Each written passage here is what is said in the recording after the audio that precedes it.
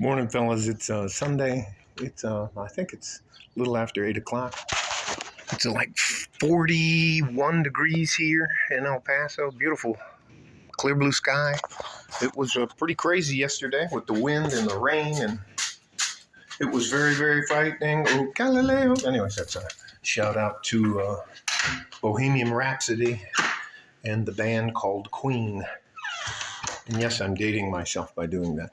What I wanted to talk to you today about is mental health, which I believe is absolutely one of the most tragic parts of us as men for our lives because it is so far underserved. First of all, it's considered a weakness if you ask for help as a man. Is that fair? Well, life's not fair. And no, that's not fair. But it is a reality. Now I'm going to talk to you and share a little bit about why I believe that mental health is something that you personally have to deal with your mind. And I wrote a note down about that. I hope I said that right. It says, understanding your own mind, not just triggers. When that's one of the triggers is one of the words that is a buzzword now, but I was getting and dealt with it back in 2003 when I was at Walter Reed. I'd been hurt, and part of your rehabilitation program is that you go to mental health and you go to group classes and stuff like that. And it follows you on with the as you transition into the Veterans Administration. But I don't go. I stopped going because I stopped going is the fact that they monetize our health care. I'm going to say that again. If you ask for help, somebody's going to get paid. And what I mean by monetizing it, they would ask us, are any of you having problems sleeping? And everybody in the group would raise their hands, and then boom, you get a dosage of what's called trazodone to sleep. And then you get another one for your mood swings. Then you get another pill because your heart rate's too slow and you can't get an erection. And then your heart rate's too fast, so you get another one. Then this will help you, a statin for your blood. And then it's just, by the time you're done, you got like a garbage bag full of pills. And that's not help. That is putting a Band-Aid on an open, sucking chest wound. And good luck. We'll see you later. Make sure you come back and get more drugs, okay? So I don't take any of that medication anymore, and I am now officially 15 days sober.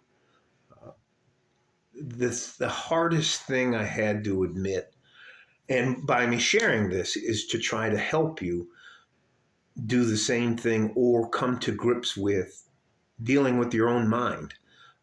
You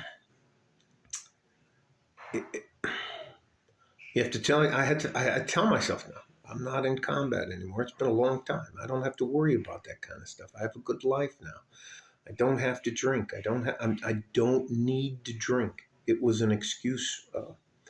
I've seen so much. I'm so traumatized. I have a very good life, and I don't want to fuck it up. So a lot of things that they give you, they call them triggers, but they're excuses. For example, you could be so triggered you don't want to leave the house, get dressed, go to a job, do this, do that. Da, da, da, da, da, da. I think the best advice I could give you in reality about dealing with mental health is coming to grips with who you are, being able to deal with your mind and what makes you afraid, what makes you happy, and the other stuff, and to realize that you do not have to be a victim of your triggers. Um, there are some people who are into, and I use drugs and alcohol, and anyways, some pretty hard drugs. So that's not the way to solve a problem. It is another band aid you put on your mental health. I think the biggest thing I did to help myself is I made the decision that I was in charge of my physical and mental health.